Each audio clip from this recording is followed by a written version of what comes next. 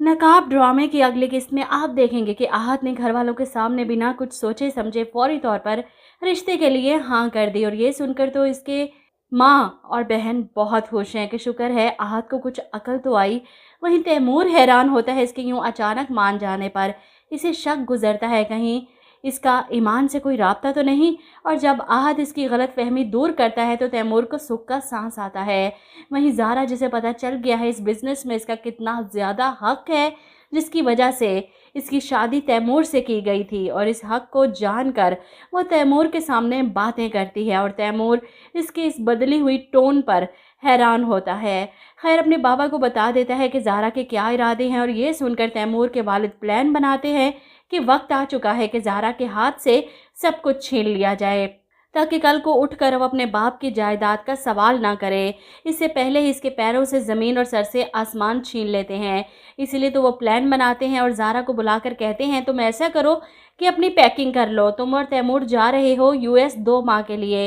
ये सुनकर ज़ारा को हैरत होती है और वहीं तैमूर को भी अपने बाप के इस फैसले पर एतराज़ है, लेकिन इस फैसले के पीछे की वजह जानकर वो मुतमईन हो जाता है। ज़ारा खुश है कि वो तैमूर के साथ 2 महीने, इसने तो कभी ये सोचा नहीं था कि इतना गोल्डन चांस इसे मिलेगा, वो और तैमूर, और इन दोनों के दरमियान कोई तीसरा नहीं। वो खुशी खुशी पैकिंग करती है। तैमूर इसका सामान गाड़ी में रखवाता है।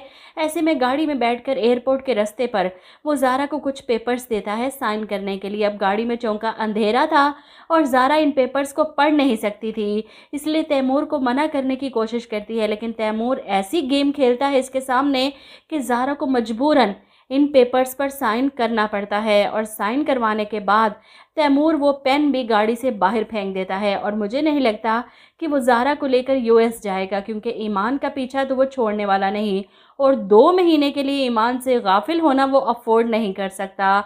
इधर आहत अच्छे से तैयार होकर निकलता है अपने आउटलेट की ओपनिंग के लिए, और इस सेरेमनी को टीवी पर बराह रास्त दिखाया जा रहा था। जब ईमान ये सब देख लेती है और कमरे में जाकर रोती है कि कितनी बेवकूफ़ हूँ मैं, इस जैसे शख्स की बातों में आकर मैंने अपना मकसद, अपनी मंजिल गंवा दी। इसे देखो, इसे तो याद भी नहीं होगा इसके खेल ने किसी की ज़िंदगी तबाह कर दी।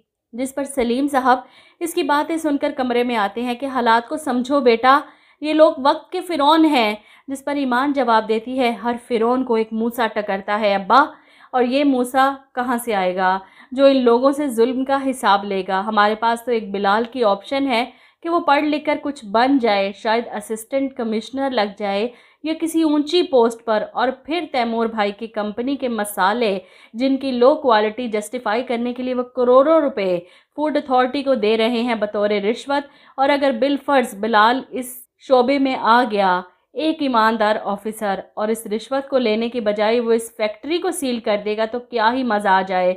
इधर आप देखेंगे कि लैला को जब पता चलता है कि तैमूर और ज़ारा 2 महीने के लिए यूएस गए हैं, तो इसे बहुत दुख होता है।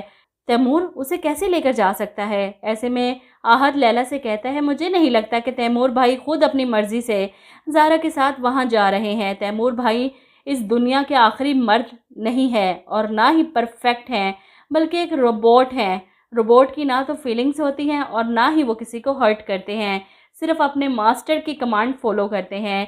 इधर आप देखेंगे कि बिलाल को जब पता चलता है ईमान के वालिद से कि ईमान के क्या इरादे हैं, तो वो एक बार फिर से पहुंच जाता है ईमान को समझाने कि इधर आपने आहत की आउटलेट लॉन्चिंग सेरेमनी देखी और इधर आपने सीएसएस करने की ठान ली। आपको तो ये भी नहीं पता होगा इस वक्त तैमूर भाई क्या सोच रहे हैं। आपको क्या लगता है वो दोबारा नहीं आएंगे?